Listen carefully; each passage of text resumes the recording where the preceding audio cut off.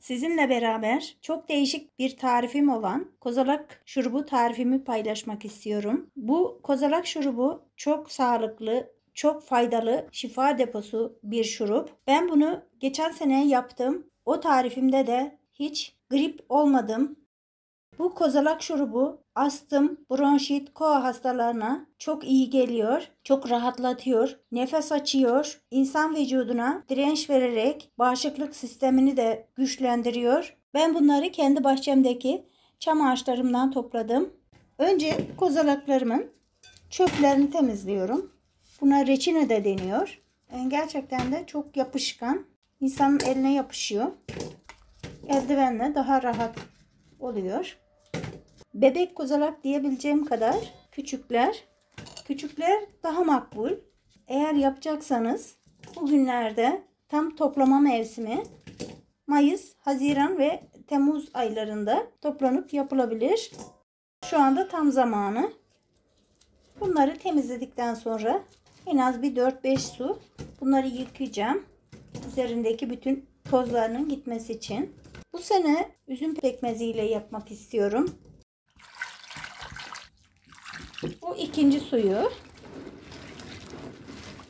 iyi temizlemek ve yıkamak istiyorum. Kozalaklarımı böyle en az 4-5 su yıkamak istiyorum.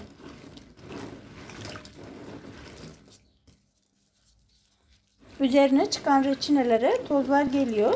Onların iyi temizlenmesi gerekiyor. Suyunu değiştiriyorum. Tam 5 su yıkadım kozalaklarımı. Şimdi bunları tencereme alıyorum.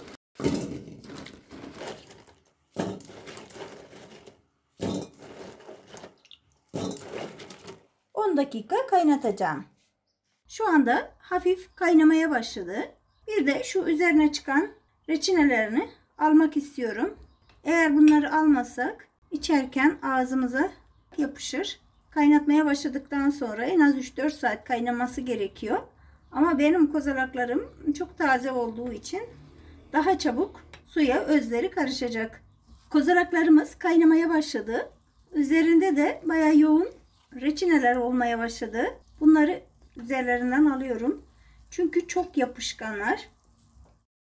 Kaynamaya başladıktan sonra 10 dakika kadar kaynatıp tozlarından arındıracağım.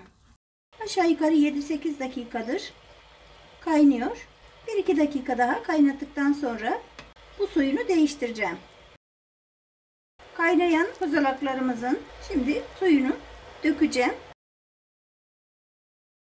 Kozalaklarımın üzerine tekrar su ilave ediyorum. Kaynamaya başladı. Kaynattıktan sonra da en az bir gece bekleteceğim. Öyle bekletince rengi daha güzel oluyor. Şimdi ben bunun altını kapatacağım. En az bir 12 saat bir gece dinlenmeye bırakacağım. Ondan sonra da tekrar kaynatma işlemine devam edeceğim. Bir gece beklettiğim kozalaklarımı tekrar ocağa aldım. Kaynamaya başladı. Rengi bayağı dönmeye başladı.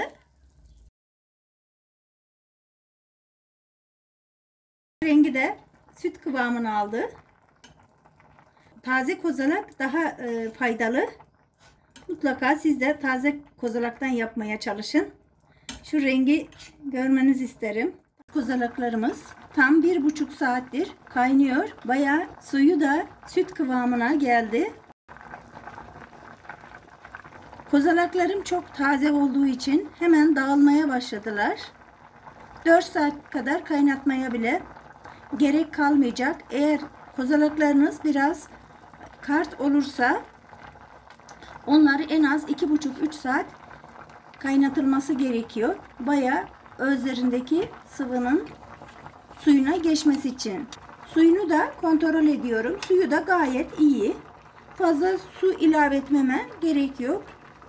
Şimdi bunun altını kapatıp daha güzel aromalarının içinde kalması için ocağımı da yarım ayara alıp en az bir yarım saat kadar daha kaynatmak istiyorum.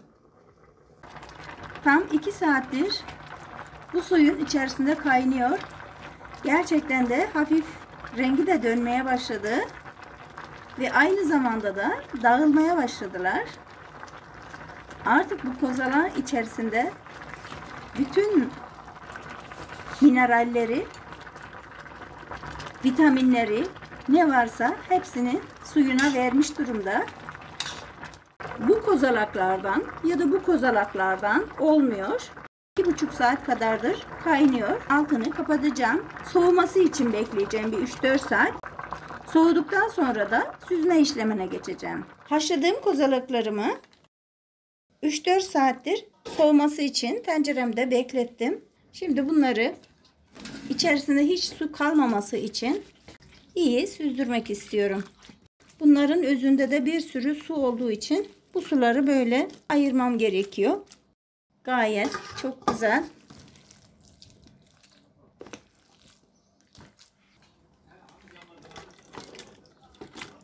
Hemen de suyu altına iniyor.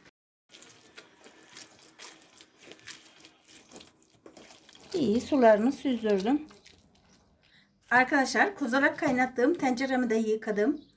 Reçineleri temizlendi. Tabii çamaşır suyuna daha pratik temizleniyor. Süzme işlemine geçiyorum. Elimde şöyle bir tülden diktiğim keseden geçireceğim. Buradan da çok kolay geçiyor.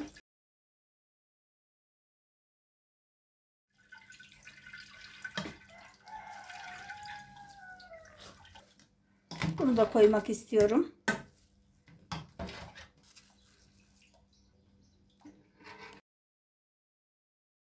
Bütün suları süzüldükten sonra tekrar kaynatma aşamasına geçeceğim. Bütün tortularını tülbentten geçirdim. En az 2 litre kadar suyum oldu. Şimdi bunu ocağa alacağım. Kozalağımın suyunun rengini de göstermek istiyorum. Sütten biraz daha yoğun. Krem rengi bir hal aldı. Bunun yoğunluğunu artırmak için en az bir yarım saat 45 dakika daha kaynatmak istiyorum. Kaynamaya başladı. İçerisine pekmez koyacağım. Daha önceki videomda şekerle yaptığım için bu videomda da pekmezle yapmak istiyorum. Yıkadığım ve temizlediğim kozalaklarımdan bırakmıştım. Onları da içine atıyorum. Görsellik açısından. Bayağı 20 dakikadır kaynıyor. Biraz daha yoğunlaşması için kaynaması lazım. İçine bir tane de zencefil koymak istiyorum. Zencefil de soğuk algınlıklarında, boğaz ağrılarında çok faydalı. Öksürüğe de çok faydalı. Şimdi bunların kabuklarını soyacağım. Kaynayan şurubumun içerisine ilave edeceğim. 10-15 dakika kaynadıktan sonra da içinden çıkartacağım. Ben söylemeyi unuttum. Zencefillerimi de çok güzel yıkadım. Şurubuma pekmez koymak istiyorum. Bu da üzüm pekmezi. Tam doğal. Görümcemden hediye geldi. Ev yapımı. Bir bardak koydum. Bardak ölçümde 200 milim. 2 bardak pekmez koyacağım. Daha sağlıklı, daha faydalı bir ürün olacak. Burada 2 kilo kadar suyumuz vardı. 2 bardak da pekmez koydum. Bir 10 dakika kadar kaynatacağım. 10 dakika sonra da içerisine zencefilim var, tarçınım var ve karanfilim var. Bunlar da sağlık için de çok faydalı ve aynı zamanda güzel de mis gibi kokulu aromalar verecek. Şimdi bunları kaynamaya bırakıyorum. 2 bardak pekmez buna tam gelmemiş. Onun için ben bir yarım bardak daha ilave etmek istiyorum. Daha içilebilecek bir kıvamda olsun diye. Büyüklere sabahları aç karnına bir yemek kaşığı, çocuklara da sabah aç karnına bir tatlı kaşığı ya herhangi bir sıkıntı olmadığı sürece kullanabilirsiniz. Şimdi bunu kaynamaya bırakıyorum. En az bir 10-15 dakika kaynamasını istiyorum. Şurubumuz bayağı çok güzel kıvam aldı. Şimdi bunun içerisine zencefillerimi atıyorum. Bunu indirmeye yakın atıyorum. Çok fazla kaynatmak istemiyorum. 15-20 tane karanfilim atıyorum. 2 tane çubuk tarçınımı atıyorum ve karıştırıyorum. Artık bunu 10 dakika kadar daha kaynattıktan sonra yıkanmış, temizlenmiş kavanozlarıma kaynar kaynar dolduracağım.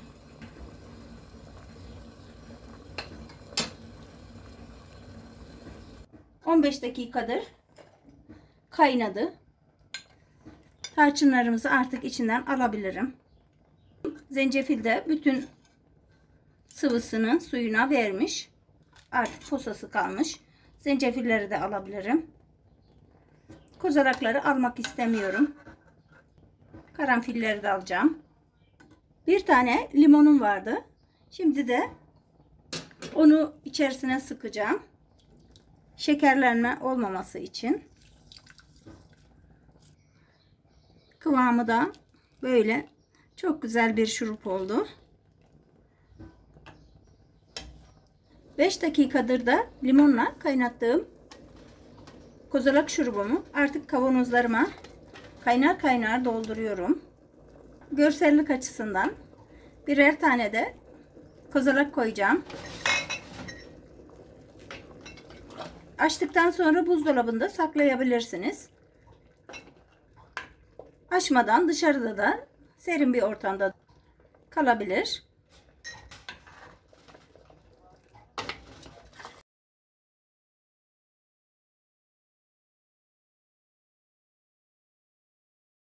Şurubumu kavanozuma dolduruyorum. Bu soğuduğunda daha da yoğunlaşır. Daha da güzel olur. Kıvamını da soğuduğunda göstermek istiyorum.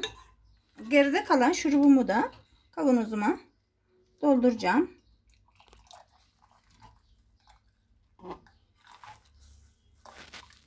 Kullanılmamış kapaklarımı kaynar sudan geçirdim. Kavanozlarımı da kaynar sudan geçirmiştim. 2 geri 1 ileri tekniğiyle sıkı bir şekilde kapatıyorum. Bu daha sonra vakumlanacak. 2 yarım kiloluk ve bir de 300 gramlık kavanozlara denk geldi. 3 kilodan. Çok fazla çıkmıyor ama şifa için mutlaka yapılması gerekiyor. Tarçınlı, karanfilli, zencefilli çam kozalağı şurubumuz gerçekten de çok harika oldu. Tam bir şifa deposu diyebilirim. Beni izlediğiniz için çok teşekkür ederim. Bana destek olmak için kanalıma abone olur, yorum yazar ve videolarımı da paylaşırsanız çok memnun olurum. Şimdiden size de kolay gelsin. İyi günler.